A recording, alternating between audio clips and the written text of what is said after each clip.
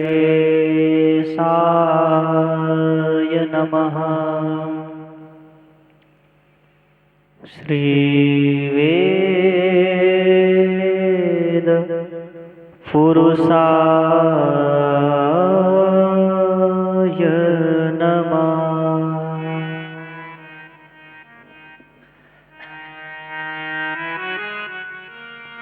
ध्येयं सदा परिभवग्नमभीष्टदोहम् तीर्थास्पदं शिवविरिञ्चिनुतं शरण्यम् वृत्यार्तिहं प्रणतपालभवाब्धिपूतं वन्दे महापुरुषुते चरणारविन्दम्।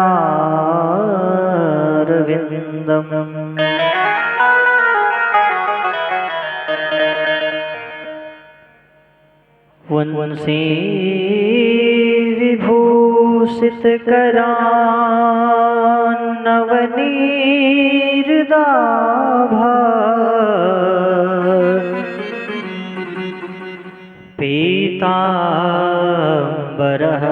तरुणबिम्बफलाधरोष्ठा पूर्णेन्दुसुन्दरमुखादरविन्दनेत्रा कृष्णात् परं किमपि तत्त्वमहं न जाने।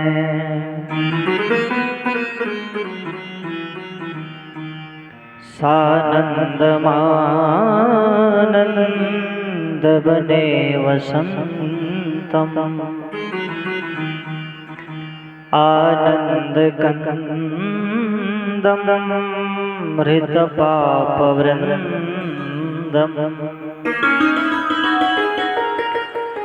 वाराणसीनाथमनाथनाथम् श्रीविश्वनाथं शरणं प्रपद्ये।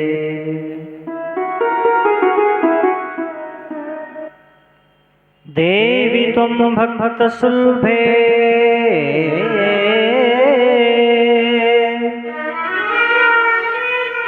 सर्वकार्यविधायिनी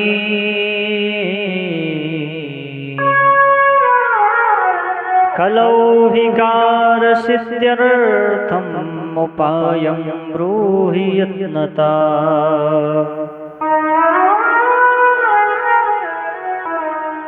मनोजवं मारुततुल्यवेगम्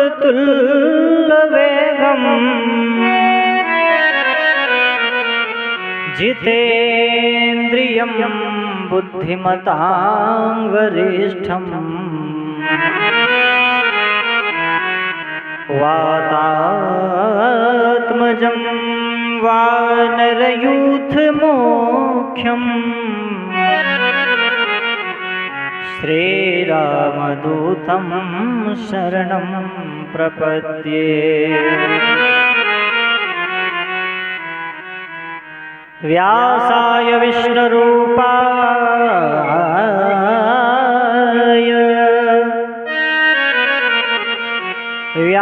व्यासरूपाय विष्णवे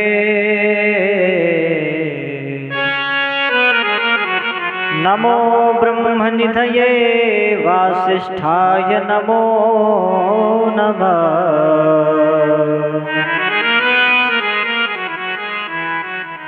जय जय श्री राधा रमण, जय जय नवल किशोर,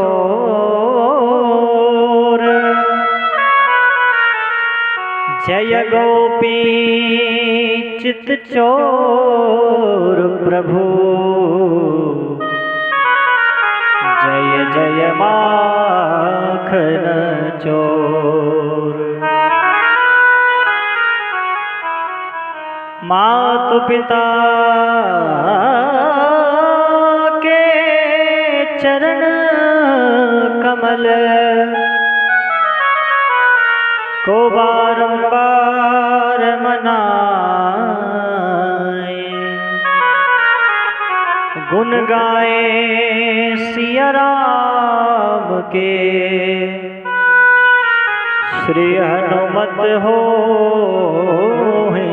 सहाय।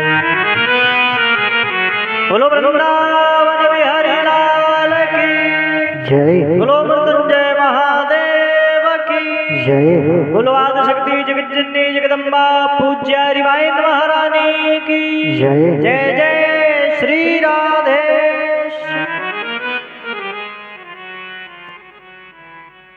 परात्पर अखिलेश्वर अकारण करुणा वृणालय भक्त वांछा कल्पतरु विद्युत पीतांबर वेशधारी भगवान श्री बालकृष्णलाल, जिनकी वांगमय प्रतिमूर्ति श्रीमद्भागवत महापुराण, जिसका श्रवण मनन चिंतन करने हेतु आप सभी भक्त यहाँ पर विराजमान हैं।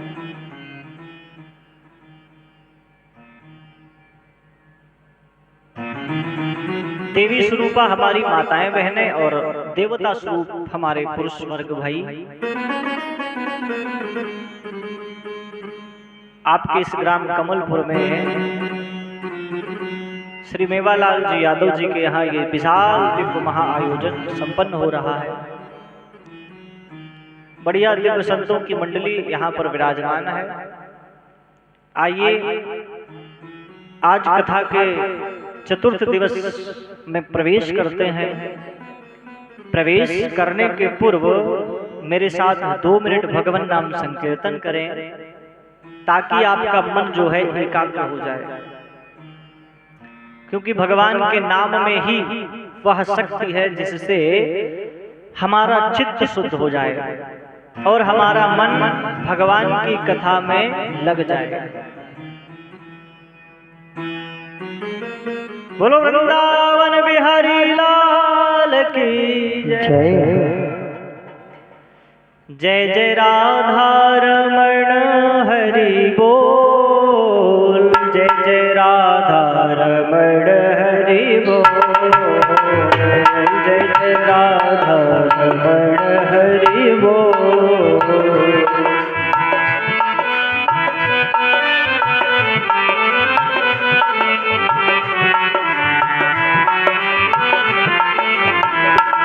जय जय राधा रमण हरि बोल, जय जय राधा रमण हरि बोल, जय जय राधा रमण हरि बोल, जय जय राधा रमण हरि बोल।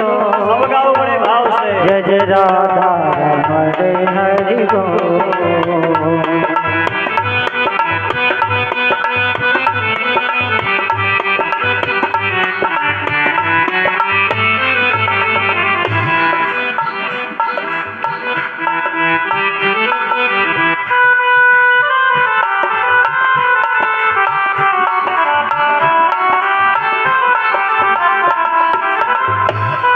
बोलो वृंदावन बिहारी लाल की जय।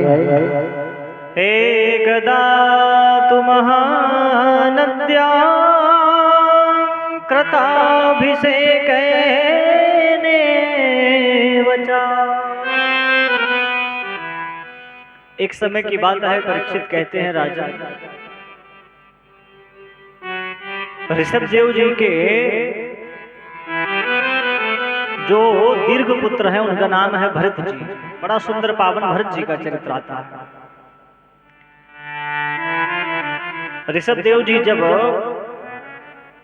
अपना संपूर्ण राजपाट छोड़कर वन में चले गए तो अपने जो है उन ज्येष्ठ पुत्र को राजा बना गए। महाराज भरत जी भी अपने पिता के समान बड़े तेजस्वी, बड़े पराक्रमी और सबसे बड़ी बात कि बड़े भगवान के भक्त थे। जीवन में भक्ति का आना बहुत कठिन है। सारी चीजें आ सकती हैं संसार में, विषय, वासनाएं, वस्तु, सब कुछ आता है, लेकिन भगवान की भक्ति आ जाए बड़ा कठिन है। और अगर कहीं पर आपको बड़ा धन, यश, वैभव मिल जाए, फिर भगवान की भक्ति आए तो बड़ा आश्चर्य होता है। क्यों? क्योंकि दुखी जो व्यक्ति होता है, कुछ पाना चाहता है, तो वो तो भगवान की भक्ति करता है कि भगवान हमें कुछ दे दे स्वार्थ में। लेकिन अगर किसी के जीवन में सब कुछ होने के बाद भी भक्ति है तो बड़ा आश्चर्य है वास्तव में, क्योंकि उसने उस भक्ति का वास्तविक सार समझा है। तो हमारे जो भरत जी हैं, इनके जीवन में बड़ी भक्ति है महाराज। एकदा तू महानद्यां, आज महाराज भरत जी भी अपनी आधी उम्र बिताने के बाद विरक्ति ले लेते हैं। क्योंकि जान गए कि संसार में कुछ भी नहीं है, विषय वासना में ही खोए रहो, अपनी कामनाओं की पूर्ति के लिए लालायित हो। तो महाराज वन में चले गए और वन में एक सुंदर सी कुटिया बनाकर वहीं पर रहने लगे। एक छोटी सी शालिग्राम की मूर्ति लिए हैं और ठाकुर जी का नित्य पूजन करते हैं। आज महाराज मध्यकालीन की वेला है, आश्रम में बैठे बैठे देखते हैं कि पास की जो नदी है, उस नदी के किनारे किनारे एक विशाल हिंसक सिंह एक हिरणी का पीछा कर रहा है। तत्त्वरेण सिंहान दृष्ट्वा, जैसे ही उन्होंने देखा कि ये हिरणी है और सिंह इसका पीछा कर रहा है, इतना महाराज देखते ही कि जो हिरणी थी उसने महाराज नदी में जोर की छलांग लगा दी। और जैसे ही महाराज छलांग लगाई तो हिरणी गर्भिणी थी।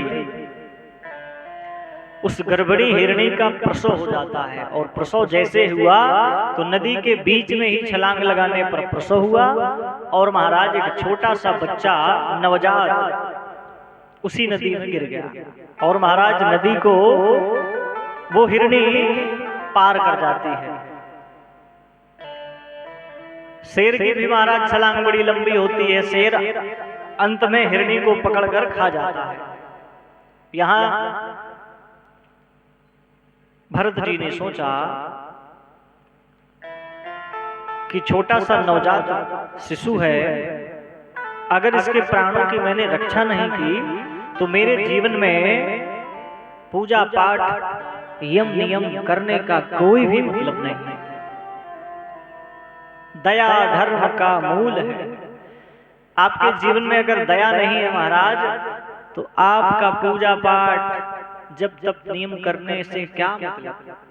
आज महाराज देर न लगाते हुए भरत जी उसी नदी में छलांग लगा देते हैं और उस छोटे से बच्चे को उठा लेते हैं, आश्रम में ले आते हैं। महाराज सोचते हैं कि इसकी माँ तो चली गई, अब ये पता नहीं कैसे जीवित रहेगा। महाराज चम्मच से उसे दूध पिलाते हैं और थोड़ा थोड़ा थोड़ा थोड़ा महाराज दूध पिला पिला कर उन्होंने उसको अभी 10-12 दिन का कर दिया। बड़ी देख रेख करते हैं महाराज की कहीं ऐसा ना हो कोई हिंसक जंतु जो है इसे खा जाए। अपनी पूजा पाठ भी नित्य करते हैं, इस बच्चे का भी ध्यान रखते हैं।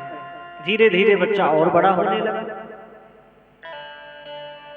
कभी महाराज ये पूजा करने बैठते तो हिरण का बच्चा आता, इनके पूजन की आचमनी गिरा देता, जल फैला देता, चंदन गिरा देता, फूल माला खा जाता। तुलसी की पत्ती महाराज भगवान शालिग्राम को भोग लगाने के लिए रखते और ये हिरण का बच्चा तुलसी की पत्ती चबा जाएगा। लेकिन महाराज भरत जी कुछ न बोले, सोचे कि अरे ये तो अबोध है, बालक है, बच्चा है, पशु है, क्या जाने। और उसे महाराज खूब प्यार दुलार करते, खूब पुचकारते।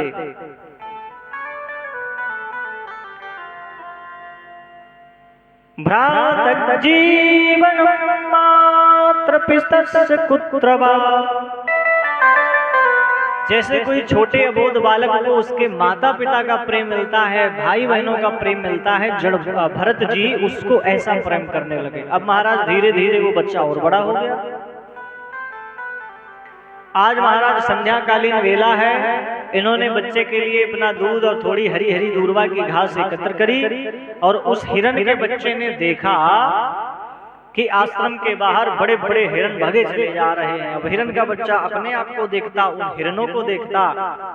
हिरण के बच्चे ने सोचा मुझे लगता है कि मैं गलत जगह फंसा हूँ, मेरे परिवारी सब ये घूम रहे हैं और मैं यहाँ आश्रम में अकेले रहता हूँ। महाराज हिरण के बच्चे ने लगाई जोर की छलांग, आश्रम को पार कर गया और महाराज उन्हीं हिरणों के साथ में चला गया। अब जैसे ही महाराज शालिग्राम देवता की इन्होंने आरती चंदन बंदन संध्या आरती की और प्रसाद देने के लिए उस बच्चे को खोजने लगे तो बच्चा महाराज कहीं नहीं। अब महाराज बड़े परेशान, अरे मेरा छोटा सा बच्चा कहाँ गया।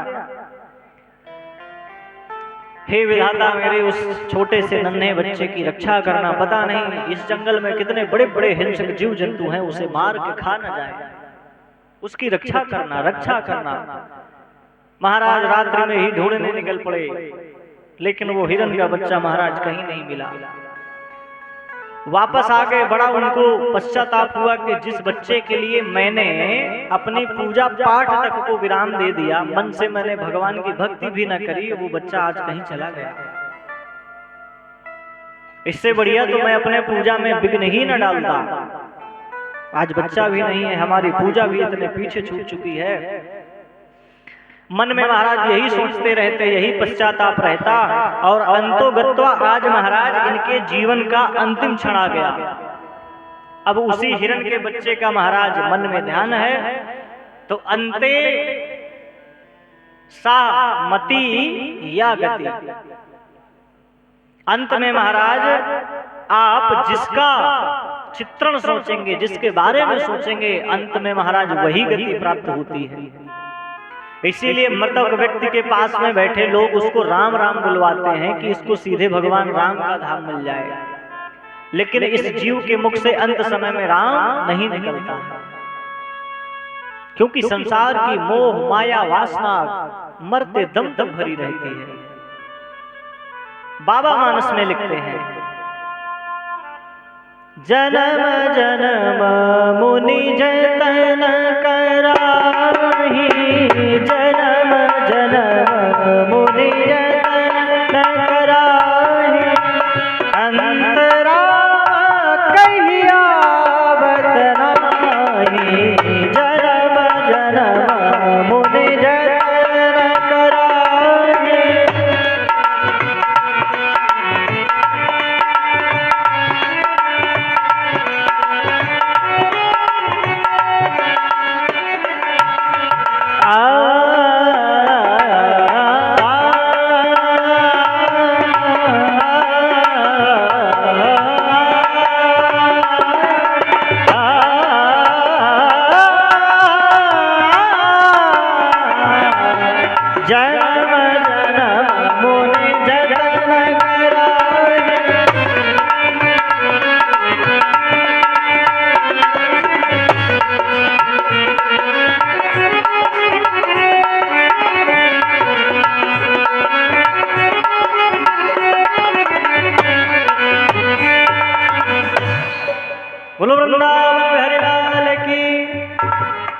जन्म जन्म मुनि जतन कराही, अंतराम कही आवत नाही।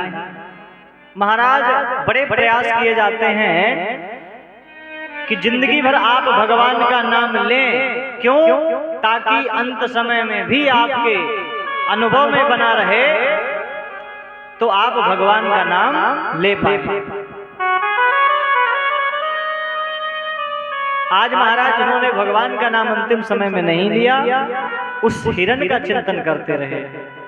और महाराज हिरण का चिंतन करने के कारण आज महाराज भगवान ने इन्हें हिरण ही बना दिया। जैसे आप सब फोटो खींचते हैं ना, तो फोटो खींचने में महाराज जैसा आप चेहरा बनाओगे, जितने समय फोटो क्लिक की जाए उतने समय आप अपना जैसा चेहरा बनाओगे फोटो वैसी ही आएगी। आप चाहे जितने सुंदर बने हो, फोटो क्लिक करते समय आप जैसा चेहरा बनाएंगे फोटो वैसी आएगी। तो आज महाराज इन्होंने हिरण का चिंतन किया और महाराज भगवान ने इनको हिरण की योनि में भेज दिया। इन्हें महाराज अपने उस जन्म का पूर्वाभान है।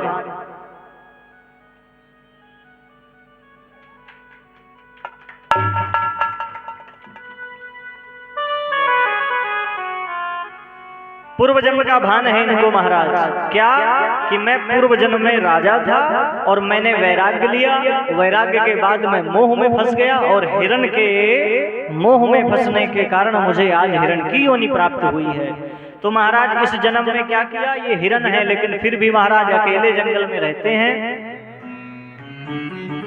अगर पत्ते मिल गए तो खा लिया महाराज, नहीं तो भगवान का चिंतन निरंतर करते रहते। 10 वर्षेण याम चित्वा मृत्यु परयेति लक्षणम्। ठीक महाराज 10 वर्ष तक इन्होंने अकेले वन में रहे हिरण की योनि में, और 10 वर्ष के बाद इन्होंने अपना शरीर का त्याग कर दिया। अब महाराज शरीर का त्याग करने के बाद इनका जो अगला जन्म हुआ वो एक ब्राह्मण के घर में होता है। महाराज इनके पिता जो थे कर्मनिष्ठ ब्राह्मण थे, 4 संतानें उनकी। कर्मकांडी ब्राह्मण के घर में जन्म लिया तो पिताश्री ने सोचा कि इस बालक को भी हम जो है कर्मकांड सिखाएं और बढ़िया हमारा बेटा बड़ा होकर खूब पंडिताई करेगा, खूब नाम करेगा। लेकिन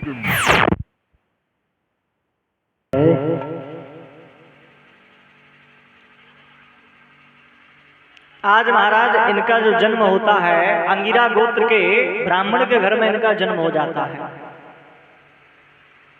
इनके पिताश्री सोचते हैं कि मैं इस बालक को जो है योग्य ब्राह्मण बनाऊं, लेकिन इनको पूर्व जन्म का भान है कि मैंने किस प्रकार से मृग की योनि में जन्म बिताया है। क्योंकि मुझे संसार से आसक्ति हो गई थी। इस संसार में दुख के प्रमुख कारण क्या हैं? किसी भी विषय, व्यक्ति, वस्तु से आसक्ति हो जाना। हमारी आसक्ति जिस भी विषय या वस्तु या व्यक्ति पर हो गई वही चीज हमें दुख देती है। बाकी संसार में कहीं ना दुख है और ना सुख है। हमारे स्वार्थों की पूर्ति, हमें लगता है हमें सुख मिला, और हमारे स्वार्थों की अपूर्ति मतलब कामनाओं की अपूर्ति हमें लगता है हम बड़े दुखी हैं। बाकी दुख सुख कहीं नहीं। महाराज इनको भान है अपने पूर्व जन्म का। आत्मजस्या विप्राण पुत्र स्नेहम लब्ध कर्ववान। बड़ा स्नेह है महाराज इनके पिताश्री को इनसे। तो आज महाराज इनके पिताश्री ने आवर्त संस्कारान यदोपदेशम विधानाय उपनीतम, इन ब्राह्मण देवता का उपनयन संस्कार करवा दिया। ब्राह्मण के लिए महाराज ये संस्कार बहुत जरूरी है। उपनयन संस्कार जिसको कहते हैं यज्ञोपवीत संस्कार। अब वेद विद्यालय में पढ़ने के लिए भेजने लगे महाराज। इनका नाम था भरत, लेकिन इनकी मति बड़ी महाराज अल्प थी देखने में, संसारिक दृष्टिकोण में। तो नाम पड़ गया जड़ भरत। ना किसी से ज्यादा बोले, ना किसी के बारे में ज्यादा सोचे हैं। सुख में भूले मपी, दुख में भूले मपी, एक समान रहते थे महाराज। तो आज महाराज इनको विद्यालय भेजने के लिए बड़ा प्रेरित किया गया, लेकिन सरकार विद्यालय नहीं गए। मैं नहीं पढ़ूंगा, मुझे पढ़ना ही नहीं। अब महाराज घर में 3 भाई पढ़ रहे हैं, एक पढ़ नहीं रहा है। तो छोटे बच्चों को ये भी लगता है कि माँ पिता हमारे ही ऊपर पूरा दबाव डाल रहे हैं, हमको ही पढ़ने को भेज रहे हैं। तो महाराज क्या किया, इनके पिताजी ने प्रलोभन दिया कि बेटा पढ़ोगे लिखोगे नहीं तो तुम्हारी शादी नहीं कराएंगे। इनको कोई मतलब नहीं था शादी हो और चाहे ना हो। धीरे धीरे महाराज बड़े हो गए, अन्य भाइयों की शादी भी हुई, इनकी शादी नहीं हुई। अब महाराज घर में इनकी भाभियां इनसे काम के लिए बोलती तो ये कुछ काम ना करते, अनसुनी कर देते। भाभियों ने अपने अपने पतियों से कहा कि देखो भाई ऐसा है, हम इसको बैठे नहीं खिला पाएंगे, एक भी काम नहीं करता और 5 किलो खाने को चाहिए इसे। भाइयों ने कहा देखो ऐसा है, एक हिस्सा उसका भी लगता है हमारे बाप की संपत्ति में, इसलिए खिलाना तो पड़ेगा, नहीं कल को कहेगा हमारा खेत दे दो, बेच खाएगा, इसलिए खिलाना पिलाना पड़ेगा। लेकिन महाराज 2-4-6 महीने बाद भाभियों ने कहा कि भैया वो अपना खेत रख ले, हमें कुछ न दे, लेकिन यहाँ हम खिला नहीं पाएंगे, कुछ भी नहीं करता है, ज्यादा हो तो जाओ इसको हार में छोड़ाओ खेतों में। अब महाराज 10-12 बीघा खेती होगी, वहीं महाराज उनका ट्यूबवेल लगा होगा जैसे आप सबका लगा है। जड़ भरत जी को वहां छोड़ दिया गया, जाओ तुम खेत रखाओ और कोई खेत से फसल ना काटे, गाय ना चुने और चिड़िया भी ना चुने, देख रेख करना, ठीक है आपका खाना भोजन पानी सुबह शाम यहीं आ जाया करेगा। तेसा वृषालाम रजनाप कीर्तिनाम ऐसान बध्वान जलोक शर्गा। आज महाराज जुताई के बाद कुछ दिन में फसल थोड़ी थोड़ी बढ़ी और महाराज एक एक बीते की ही फसल हुई थी कि गाय घुस के खाने लगी, लेकिन जड़ भरत जी ने उन्हें भगाया भी नहीं। सोचने लगे क्या भगाऊं, गाय का अपराध हमें आ जाएगा, मैं क्यों भगाऊं। इतने में महाराज भाई टिफिन लेके आ रहा था। भाई ने कहा अरे मूर्ख तू यहाँ पड़ा है और तुझे शर्म नहीं आ रही है, गाय पूरा खेत चरे डाल रही है, इसे भगाता भी नहीं है। ध्यान से सुन, तेरा खाना पीना बंद कर देंगे, 2 टाइम मिलता है, एक ही टाइम देंगे। और महाराज भाई ने गाय को भगाया और चारों तरफ महाराज लकड़ियां रख दी कि गाय अंदर ना आए। इसके बाद महाराज अब थोड़ी फसल और बड़ी हो गई, फसल में बालियां आ गई। महाराज इनके भाइयों ने बड़ी बढ़िया व्यवस्था करी कि एक महाराज लोहे के पीपे में लकड़ियां बांधी और एक रस्सी बांधी, इनके खटिया तक रस्सी कर दी कि बेटा जब चिड़ियां आए तो इसी रस्सी को हिला देना, चिड़ियां भाग जाएंगी। अब महाराज चिड़ियां आई और चिड़ियां महाराज खूब दाना खा रही हैं, जड़ भरत जी पड़े हैं, कोई रस्सी नहीं हिला रहे हैं। सोचने लगे कि मैं चिड़ियों को भगाऊंगा तो जाने कितनी चिड़ियां हैं, जाने कितनी आत्माएं हैं, इनकी आत्मा को दुख पहुंचेगा। प्रसन्न हो रहे हैं देख के कि हमारे सामने इतना सत्कर्म हो रहा है, पुण्य हो रहा है कि चिड़ियां खा रही हैं। और महाराज धागा बजाने में तो मन नहीं लगा और ताली बजा कर महाराज गाने लगे। क्या? राम जी की चिड़िया, राम जी का खेत, खाओ मेरी चिड़ियों भर भर के पेट। राम जी की चिड़िया, राम जी का खेत, खाओ मेरी चिड़ियों भर भर के पेट। चिड़िया राम जी का खेत, खाओ मेरी चिड़िया बारे बारे पेट। राम जी की चिड़िया, राम जी का खेत, खाओ मेरी चिड़ियों भर भर के पेट। राम जी की चिड़िया, राम जी का खेत, खाओ मेरी चिड़िया भर भर के।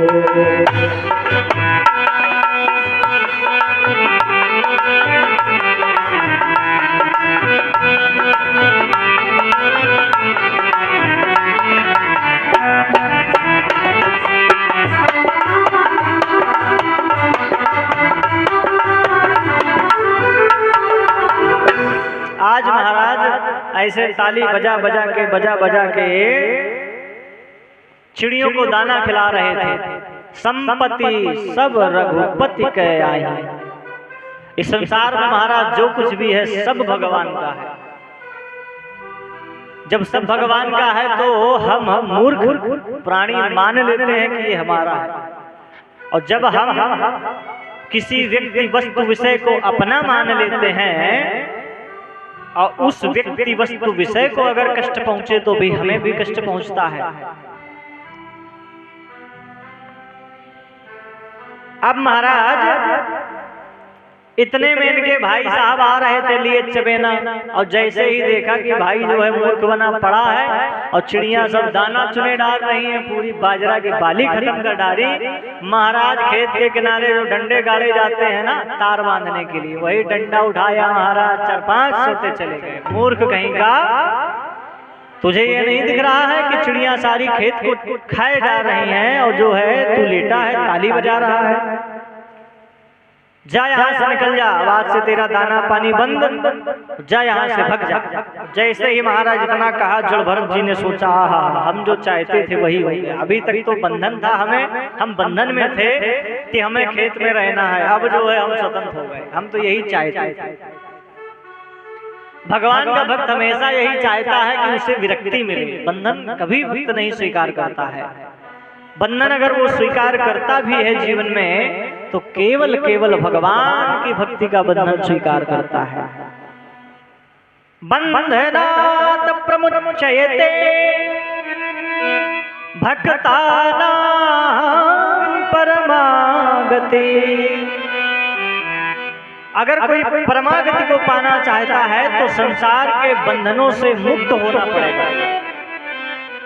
आज महाराज ये अपने खेतों को छोड़कर वन में चले जाते हैं, वन में रहने लगते हैं महाराज।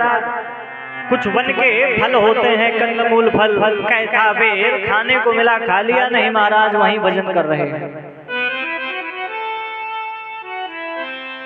एक समय की बात है महाराज, उसी वन में एक चोरों का बहुत बड़ा सरदार था। आज महाराज सरदार को महाकाली के दरबार में बलि देनी थी। सरदार ने अपने दूतों को, सैनिकों को आदेश दिया, जाओ किसी मनुष्य को खोज कर लाओ और महाकाली को बलि चढ़ाओ। आज महाराज इसके सैनिक गए और ज्यादा नहीं महाराज 400 कदम ही चले थे कि सुंदर हट्टा कट्टा पुरुष मानव देखा। ए क्या नाम है तेरा? जड़भरत जी कुछ नहीं बोले, क्योंकि बोलते ही नहीं थे। चलो हमारे सरदार ने बुलाया है, फिर भी कुछ नहीं बोले। सैनिकों ने सोचा बड़ा बढ़िया है, ये छेड़छाड़ नहीं कर रहा है और कुछ बोल भी नहीं रहा है, बड़ा सीधा है। महाराज चारों सैनिकों ने पकड़ा और पकड़ के सीधे सरदार के पास। देखो सरदार कितना बढ़िया हम मनुष्य लाए हैं, देखने में हट्टा कट्टा है, महाकाली प्रसन्न हो जाएंगे इसके जो है भक्षण से। अरे महाराज देर न लगाते हुए पंचोपचार भोजन किया और महाराज कसौटी पर रख दिया। महाकाली जीभ निकाले महाराज खड़ी हैं और चोरों के सरदार ने अपनी तलवार निकाली और जैसे ही तलवार निकालकर मारना चाहा महाराज कसौटी पर, महाकाली महाराज उसी मूर्ति से प्रकट हो जाती हैं और इसकी खड्ग को छीन लेती हैं। दुष्टान कृत्वा खड्गम प्रपेक्षिता, और कहने लगी महाकाली के रे दुष्ट, तुझे पता नहीं है कितना बड़ा भक्त का भगवान है, इसे तू मारना चाहता है, आज मैं तेरा ही नाश कर दूंगी, सर्वनाश कर दूंगी। महाराज महाकाली ने वही खड्ग सरदार के मारी, सरदार की गर्दन महाराज अलग गिरी। इतने में सरदार के दूत थे महाराज 9-2-11। महाकाली भी अंदर ध्यान हो गए। अब महाराज जड़भरत जी सोचे ये तो बड़ा गड़बड़ हुआ, सरदार भी मर गया, सरदार के दूध भी भग गए, महाकाली भी चली गई। चलो कोई नहीं, हरी इच्छा जैसी भगवान की इच्छा, जाको राखे साइया मार सके न कोई, बाल न बांका कर सके चाहे जग वैरी हो। जब भगवान की अनंत कृपा होती है तो संसारिक मनुष्य कितनी भी विपत्तियां देना चाहे, हमारे जीवन में कभी भी विपत्तियां नहीं आ सकती। भगवान की कृपा, भगवान की कृपा है। आज महाराज फिर ये अपना वही फल फूल पत्ती खाकर जीवन निर्वाह करने लगे और एक पत्थर की शिला पर बैठे थे। कृपणा वचोरा जन रहु गणा उपविशति निसर्गे। वहीं कहीं से महाराज राजा रहुगण की पालकी निकली। सिंह सौवीर देश का राजा रहुगण, बड़ा महाराज ज्ञानी, बड़ा बुद्धिमान, बड़ा शक्तिशाली। अब महाराज उसकी पालकी निकली। पालकी का एक महाराज कहार अस्वस्थ हो गया रास्ते में। अब महाराज 3 आदमी से पालकी चले ना, पालकी रख दी गई। राजा बाहर निकले, भाई अब राजपाट तो वापस जाया नहीं जा सकता, जाओ यहीं से आसपास किसी को खोज के लाओ और जो है हमारा कहार बना दो। तीनों महाराज दूत चले, ज्यादा दूर जाना भी नहीं पड़ा। देखा कि एक हट्टा खट्टा मनुष्य बैठा है। गए, क्यों भाई क्या नाम है तुम्हारा? जड़भरत जी कुछ नहीं बोले। क्या करते हो, कहाँ रहते हो? महाराज कुछ नहीं बोले। आहा, बड़ा सीधा साधा है, ये ले चलने लायक है। महाराज पकड़ा और पकड़ के ले गए। बोले इसके अंदर हमारे राजा हैं और राजा को जो है पालकी में बिठा के ले चलना है, तो तुम्हें जो है पालकी पकड़नी है। और महाराज जबरदस्ती एक तरफ पालकी पकड़ाई, 3 कहार इस तरफ, एक उस तरफ। पालकी महाराज चली। हे ते संघटिनम पिप्लोदया। आज महाराज जैसे ही पालकी चली तो छोटे छोटे जीव जंतु, चींटी चींटी आदि जैसे ही जमीन पर दिखते तो महाराज जड़भरत जी उछल जाते। जैसे ही उछलते तो ऊपर बैठे पालकी पे राजा जी उछल जाते। राजा ने 3-4 बार महाराज धीरे से कहा, भाई सीधे चलो सीधे चलो। उसके बाद भी महाराज ये नहीं माने तो महाराज राजा ने आदेश दिया, कहारो पालकी को रख दो। और जैसे ही पालकी रखी गई, राजा महाराज क्रोध में तिलमिलाता हुआ बाहर निकला और निकाल कर तलवार महाराज कहने लगा, कौन दुष्ट है जो यह अपराध कर रहा है, मेरी पालकी को बार बार उछाल देता है। 3 कहार हाथ जोड़कर खड़े हो गए, सरकार हमारी कोई गलती नहीं है, ये जो हम अट्टा कट्टा पकड़ के लाए हैं यही अपराध कर रहा है। जैसे ही राजा की दृष्टि गई, अरे आहा, हास प्रयास करने लगे, अरे कितना दुर्बल है, कितना दुबला है, मुझे लगता है कई वर्षों से भोजन नहीं किया, इसीलिए जो है उछल रहा है, थक जाता है। प्रयास किया, फिर भी महाराज जड़भरत जी कुछ नहीं बोले, कुछ नहीं बोले महाराज। और जब महाराज कुछ नहीं बोले तो राजा को क्रोध आया। राजा सोचने लगा कि मैं बोले पड़ा हूं, ये बोल नहीं रहा है। आज महाराज राजा ने तलवार निकाली, जैसे ही मारने के लिए प्रहार करना चाहा कि एकदम कंधे पर बड़ा जनेऊ दिख गया। जैसे ही जनेऊ पर दृष्टि पड़ी, अरे तलवार को रख दिया, हाथ जोड़कर प्रणाम करने लगा। वर्णानाम ब्राह्मणा, अरे वर्णों में ब्राह्मण श्रेष्ठ होता है, मुझसे आज क्षत्रिय से बड़ा अपराध हो जाता जो मैं ब्राह्मण को मार देता। आप तो मुझे ब्राह्मण प्रतीत हो रहे हो।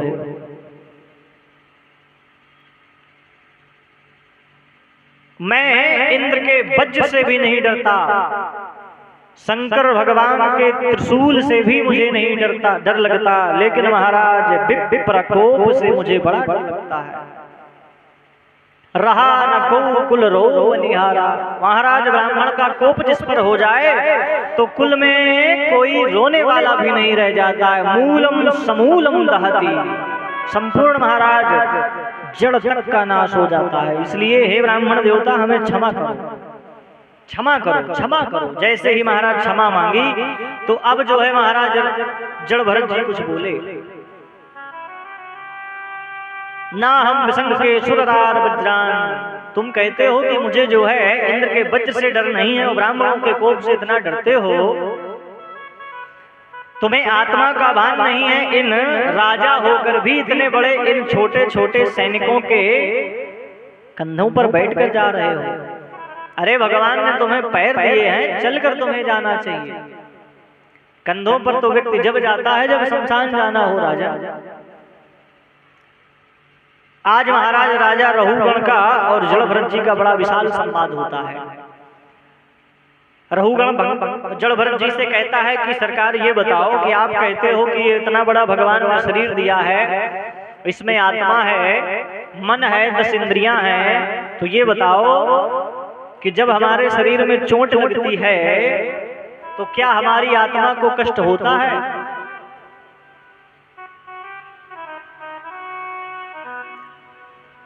आज महाराज राजा बड़ा दिमागी, राजा ने कहा और क्या, चोट तो लगे, जब चोट शरीर में लगेगी तो आत्मा को कष्ट होगा। कैसे, उदाहरण देता है। कहता है महाराज एक चूल्हा जलाओ, चूल्हे पे एक बटलोही रखो, बटलोही मतलब पतीली, ये पतीली पे पानी डालो, पानी पे चावल डालो और नीचे से आग को तेज जला दो।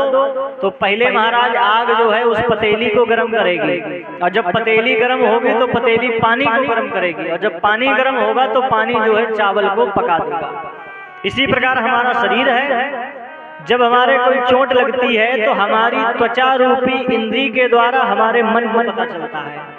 अब हमारा मुंह सामने है और पीछे हमारे मन चोट मारे तो हमारे मन को पता चल जाएगा कि चोट लगी, हम पीछे देखेंगे।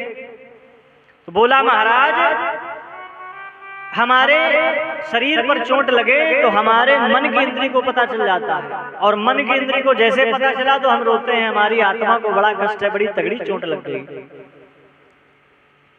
इस प्रकार आत्मा को कष्ट होता है। लेकिन महाराज जड़भरत जी कहते हैं मूर्ख राजा, आत्मा को कोई भी कष्ट नहीं होता है। नैनम छिन्दन्ति शस्त्राणि नैनं दहति पावका न जैनम ग्रे जयन्तापो ना शोषयति मारुता।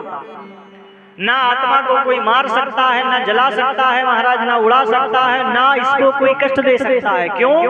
बोले तुमने जो उदाहरण दिया है बटलोही का, चावल का, पानी का, ये सारे सवयव तत्व हैं और आत्मा एक जो है अवयव तत्व है।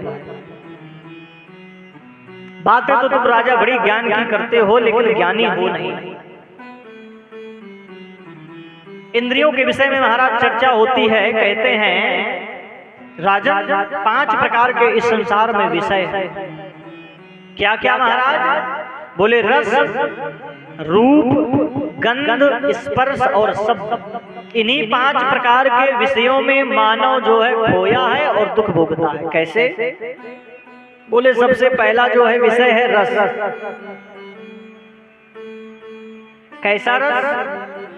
आंखों से भी हम रस का अनुभव करते हैं और जो है जिह्वा से भी करते हैं, कान से भी करते हैं। कान से हम सुंदर भगवान की कथामृत का पान कर रहे हैं तो कान से हमारे रस जा रहा है,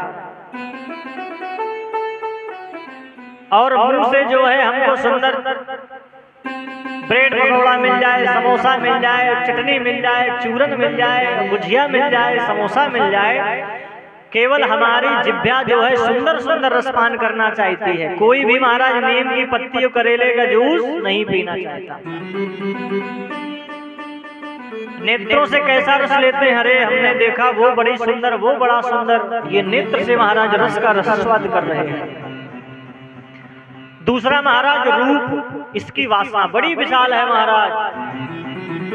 किसी का भी रूप देखकर कोई भी मोहित हो जाता है, और एक एक का रूप देखकर महाराज 10-10 मोहित हो जाते हैं। तो महाराज रसे रूपे। इसके बाद महाराज तीसरी वासना है गंध की। हमारी जो नाक है हमेशा चाहती है कि बढ़िया केवड़ा का सेंट मिले, सूंघने को बढ़िया फॉग का मिले, बढ़िया जो है एग्रो मैग्नेट का मिले, बढ़िया जो है गुलाब का इत्र मिले। हमारी नाक जो है कभी दुर्गंध नहीं लेना चाहती, सुंदर गंध चाहिए, एकदम मादक खुशबू। स्पर्श, चौथी वासना महाराज बड़ी जोरदार की है, स्पर्श रूपी वासना। ये वासना कैसे प्रबल होती है महाराज? हमने स्पर्श किया, हा महाराज तुम्हारे हाथ तो महाराज मक्खन है। झूठी बड़ाई कर रहे हैं महाराज केवल अपनी वासना की पूर्ति के हेतु, सब जानते हैं। लेकिन इस वासना का इतना प्रहार होता है हमारे जीवन में कि स्पर्श रूपी वासना महाराज प्रबल हो गई। अरे महाराज हमने स्पर्श किया नहीं कि बोले टमाटर जैसा। उदाहरण देने लगते हैं महाराज, विशेष अलंकारों का प्रयोग करने लगते हैं, समतुल्यता दिखाने लगते हैं। शब्द रूपी वासना जब महाराज प्रचंड होती है, प्रचंड वेग में होती है, तो शब्दों से भी हम किसी को घायल करने का कार्य करते हैं। क्या? अरे बोले आपकी बातें तो इतनी बढ़िया हैं महाराज की क्या बताएं, लगता है सुनते ही जाए। आपके महाराज बाल इतने सुंदर हैं कि भगवान श्री कृष्ण के फेल हैं, इतने घुंघराले, एकदम घोड़े के जैसे रेशमी। आपकी आंखें तो इतनी अच्छी हैं कि समंदर मतलब डूब ही जाओ, देखो तो डूब जाओ। शब्द रूपी वासना है महाराज, जब शब्द रूपी वासना प्रचंड होती है तो हमको बड़ाई प्राप्त होती है। जब बड़ाई प्राप्त हो तो जान जाओ कि ये सच में झूठी बड़ाई है, सामने वाला तुमसे कोई स्वार्थ सिद्ध करना चाहता है, इसलिए बड़ाई कर रहा है। तो शब्द रूपी वासना भी बड़ी महाराज खराब होती है। रहुगण से कहते हैं मुनि कि 5 प्रकार की वासनाओं में ही फंसकर व्यक्ति जो है दुख को प्राप्त करता है। दिव्य ज्ञान की महाराज रहुगण को प्राप्ति कराते हैं जड़ भरत जी, और विशिष्ट ब्राह्मण का संग पाकर रहुगण तृप्त हो जाता है महाराज, और सदा सदा के लिए वैरागी हो जाता है। बोलो वृंदावन बिहारी लाल की।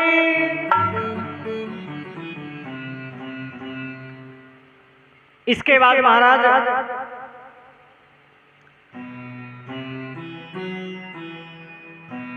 कथा आती है कि एक बार देवर्षि दुर्वासा जी जा रहे थे। एकदा हि दुर्वासाया वने गत्वा प्रसीदति यस्य दृष्ट्वा न इंद्राणां संबोधते प्रकीर्तये। आज महाराज उसी रास्ते से इंद्रदेव आ रहे थे और यहाँ से दुर्वासा जी आ रहे थे। और दुर्वासा जी महाराज बड़े क्रोधी ऋषि हैं। आज महाराज दुर्वासा जी ने देखा कि इंद्र आ रहे हैं और इंद्र ने देखा दुर्वासा आ रहे हैं। दुर्वासा ऋषि हैं, इंद्र जो है देवताओं के सरदार हैं, देवताओं में मुख्य हैं, देवताओं के राजा हैं। इंद्र सोचने लगा कि ये ऋषि है, साधारण महात्मा है, हमको प्रणाम करे, हम क्यों किसी को प्रणाम करें। महात्मा में सोचा कि हम इतने बड़े महात्मा हैं, हम क्यों किसी को प्रणाम करें, इंद्र हमें प्रणाम करें। लेकिन शास्त्र का महाराज नियम है, आगते स्वागतम सारम रात्रि सारम च जागरणा। आने वाला कोई भी व्यक्ति हो, कैसा भी व्यक्ति हो, महाराज आने वाले का दिल खोल कर स्वागत करना चाहिए। आगते स्वागतम सारम और रात्रि सारम च जागरणा। और अगर रात्रि का आनंद लेना है तो कभी थोड़ी जाग के देखो प्रकृति को, चांदनी को। भोजने घृतम सारम, अगर भोजन का तुम्हें असली आनंद लेना है तो भोजन में महाराज थोड़ा सा घी मिल जाए, फिर देखो कितना मजा आता है। भोजने घृतम सारम। यहाँ भी बढ़िया महाराज चकाचक घी मिलता है भगवान की दया से। अब भाई यादवों का घर है, खूब गाय भैंस बंधी है तो खूब घी मिलता है। तो भोजने घृतम सारम। एक बार महाराज 3 महात्मा, जैसे हमारे सारे बेचारे महात्मा बैठे हैं भगवान की कथा सुन रहे हैं, तो 3 महात्मा गए बाजार। किसी यज्ञ में 100 रुपए विदाई मिली तो गए बाजार, और बाजार में महाराज देखा कि 100 रुपए किलो घी लगा है। सोचे लाओ 1-1 किलो खरीद ली। अब महाराज तीनों महात्माओं ने 1-1 किलो घी खरीदा। अब महात्मा महाराज बड़े कंजूस थे तीनों। अपने घर पे आए महाराज, शाम के 4 रोटी बनावे, दिन भर तो फलाहार रहे, शाम के 4 रोटी बनावे। तो महाराज पहला महात्मा क्या करे कि ऊपर की रोटी में घी लगा दे, नीचे वाली में लगा दे, और बीच वाली सब मान ले कि चुपड़ी है। दूसरा महात्मा महाराज एक सुई में घी डुबोए, फिर सुई को ऐसे कर दे और सुई को सारी रोटियों में दबा दे और सोच ले कि हमारी रोटी चुपड़ गई। तीसरा महात्मा महाराज उससे भी बड़ा कंजूस, वो घी के डब्बे को ऊपर ऊपर फिरा दे ढक्कन टाइट करके, और महाराज घी रख दे। 4 महीने बाद तीनों महात्मा मिले, बोले यार घी लाए थे, हमारा तो खत्म हो गया। दूसरा बोला अरे कैसे खाते हो जो तुम्हारा खत्म हो गया। बोले फिर, अरे बोले हमारा भी आधा है। तीसरा बोला यार तुम भी बहुत खाने में आगे हो, जाने कैसे खाते हो, हमारा तो अभी पूरा का पूरा है। तो महाराज आगते स्वागतम सारम भोजने घृतम सारम, भोजन में घी मिल जाए मजा आ जाए। आने वाले का स्वागत करो। आज महाराज इंद्र ने इनका स्वागत नहीं किया, दुर्वासा जी ने भी इंद्र का नहीं किया। फिर इंद्र को लगा कि दुर्वासा ऋषि हैं, क्रोधित ना हो जाएं, तो महाराज अपनी माला जो है इंद्र के ऊपर, दुर्वासा ऋषि के ऊपर डाल दी। और जैसे ही महाराज माला डाली, वो माला की खासियत थी महाराज वो माला कभी जो है मुरझाती नहीं थी, उसके फूल सदा एकदम महाराज तृप्त संतृप्त रहते थे। दुर्वासा जी ने सोचा मैं तो ऋषि हूं, मैं इस माले का क्या करूंगा। तो दुर्वासा ने महाराज वो माला इंद्र को फिर से भेंट कर दी। अब इंद्र ने सोचा कि ये ऋषि की पहनी हुई माला है, मैं तो देवताओं का राजा, मैं इस माला को क्यों पहनूं। तो महाराज कुछ दूर पर गए और माला को उतार के महाराज फेंक दिया। जैसे आजकल मिनिस्टर आए, मंत्री आए, नेता कूटा आए, उनको माला पहना दो और थोड़ी देर में वो माला महाराज डिग्गी के पीछे डाल देते हैं। माला की कोई कीमतें नहीं समझते, जैसे ये टकी है। महाराज इंद्र ने उस माला को फेंक दिया। दुर्वासा ऋषि फिर वहां से वापस आए, जैसे देखा अरे मेरी मूर्ति मनोहर माला ऐसे पड़ी है। श्राप दे दिया, अरे इंद्र तू जिस स्त्री के मद में रहता है मदान, मैं श्राप देता हूं दुर्वासा की तेरी स्त्री सदा सदा के लिए चली जाए। जैसे ही महाराज श्राप दिया तो इंद्र को महाराज कोढ़ हो गया, सारी स्त्री श्रीहीन हो गया। अब महाराज इंद्र जब स्त्री श्रीहीन हो गया तो देवताओं के गुरु बृहस्पति के पास बात पहुंची। देवज्ञां गुरु शरणता बृहस्पति करो बिना। जैसे ही महाराज बृहस्पति जी के पास बात पहुंची तो बृहस्पति जी ने सोचा हम क्यों ना अपने इस इंद्र का दुख दूर करें। आज महाराज बृहस्पति ने इंद्र को श्री दिलाने के लिए विशाल यज्ञ करी, विशाल महात्माओं का प्रादुर्भाव हुआ और दिव्य यज्ञ से महाराज श्री प्रकट होती हैं जो इंद्र को प्राप्त हो जाती हैं। इसके बाद महाराज यहाँ पर देवासुर संग्राम होता है। जब दैत्यों को पता चला कि इंद्र जो है फिर से शक्ति पा गया है तो महाराज देवासुर संग्राम छिड़ जाता है। और फिर महाराज देवासुर संग्राम छिड़ा और यहाँ पर दैत्यों के नायक थे कौन? शुक्राचार्य जी। और देवताओं के नायक थे बृहस्पति। आज महाराज विशाल युद्ध होता है और इंद्र को फिर से महाराज दैत्य हरा देते हैं। इंद्र महाराज फिर से स्त्रीहीन हो जाता है। जब इंद्र श्रीहीन हो गया तो भगवान की शरण में गए। भगवान से पूछा गया कि अब इंद्र को शक्ति कैसे प्राप्त हो। तो भगवान ने कहा कि तुम देवताओं को जो है अमृत की आवश्यकता है, आप अमृत पी लो, श्री भी आ जाएगी और अमृत भी आ जाएगा। अमृत कहाँ मिलेगा साहब? बोले अमृत आपको जो है समुद्र में मिलेगा। फिर समुद्र से अमृत कैसे निकले? बोले इसका मंथन करना पड़ेगा। नमोस्तु सर्वेभ्यो जे चा पृथ्वी मनु जे अंतरिक्ष जे दिव्येभ्यः सर्वेभ्यो नमः। आज महाराज सबसे पहले सर्प के पास में सभी देवता जाते हैं, सर्प देवता को प्रणाम करते हैं कि आपको जो है रस्सी बनना पड़ेगा मंथन में, आपको भी हम अमृत पिलाएंगे। ठीक है सरकार। मंदराचल पर्वत के पास गए, आपको भी हम अमृत पिलाएंगे, आपको जो है मथानी बननी पड़ेगी। ठीक है सरकार, हम मथानी बन जाएंगे। विष्णु जी के सामने समस्त देवता और समस्त दैत्य खड़े हैं। विष्णु जी ने धीरे से देवताओं से कहा कि तुम लोग जो है पूंछ की तरफ रहना और ये मुख की तरफ रहेंगे। क्यों? क्योंकि जब सर्प के रस्सी बनाकर सर्प को घसीटा जाएगा तो इस सर्प के मुख से विष ज्वार निकलेगी और तुम देवता अभी हष्ट-पुष्ट हो नहीं तो इसे बर्दाश्त नहीं कर पाओगे। तो भगवान विष्णु ने कहा देखो देवता जो हैं बड़े बाप के बेटा हैं और दैत्य जो है छोटे बाप के हैं, इसलिए दैत्य जो है पीछे रहेंगे, देवता आगे रहेंगे। तो दैत्यों ने कहा महाराज ये फैसला बाद में होगा, हम आगे रहेंगे, हम ही बड़े बाप के हैं। भगवान ने कहा ठीक है, हम तो चाहते हैं कि तुम आगे लगो। महाराज पर्वत को समंदर पर रखा गया और मंथन प्रारंभ हुआ। जैसे ही मंथन प्रारंभ हुआ, पर्वत महाराज तलहटी पर जाने लगा। तृणमूले रसातल मंदिराचल गता। जैसे ही महाराज पर्वत तलहटी में जाने लगा, मंथन को रोक दिया गया। फिर से विष्णु भगवान की प्रार्थना की गई, सरकार कुछ करो। भगवान ने कहा चिंता मत करो। भगवान ने तुरंत महाराज कछुए का वेश बनाया और कच्छप रूप बनाकर समंदर में समाये। अपने पीठ पर मंदराचल को उठाए। बोलो कच्छप भगवान की जय। और फिर से महाराज मंथन प्रारंभ हुआ। और जैसे ही मंथन प्रारंभ हुआ महाराज, तो जैसे ही सर्प के वेदना हो, सर्प मारे फुसकार, तो महाराज आधे दैत्य उसके फुसकार से ही मर गए। किसी दैत्य ने कहा ले बन लो, बड़े बाप के बेटा, बहुत बड़े बनते हो।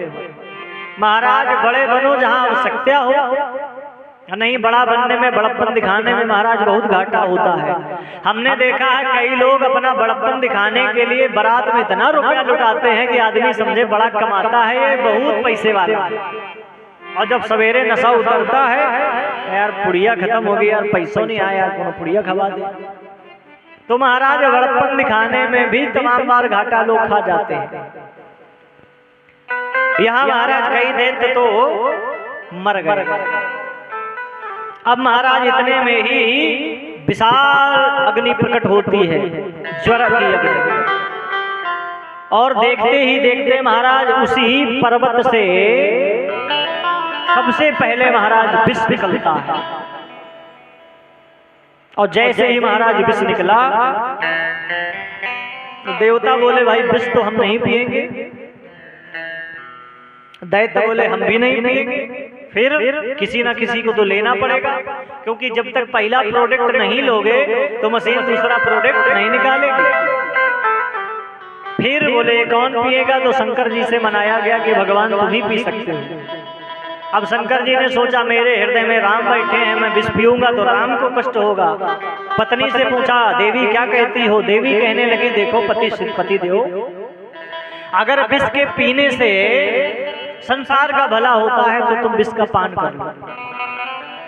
बाबा ने कहा भाई संसार का तो भला होना ही है, नहीं इस विष की अग्नि से संपूर्ण संसार मर जाएगा। आज महाराज कृतांजलि कृत्वा विष विषपानम, दोनों महाराज अंजलि को भगवान शंकर ने अपने सिकोड़ा और उस विष का पान कर लिया।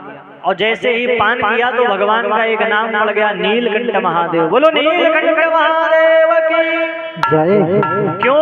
क्योंकि भगवान ने सोचा कि अगर मैं विष को नीचे उतारूंगा तो राम को कष्ट होगा, ऊपर निकालूंगा बाहर तो संसार मर जाएगा। तो महाराज भोलेनाथ ने सदा सदा के लिए विष को अपने गर्दन पर धारण कर दिया। बोलो वृंदावन बिहारी लाल की जय।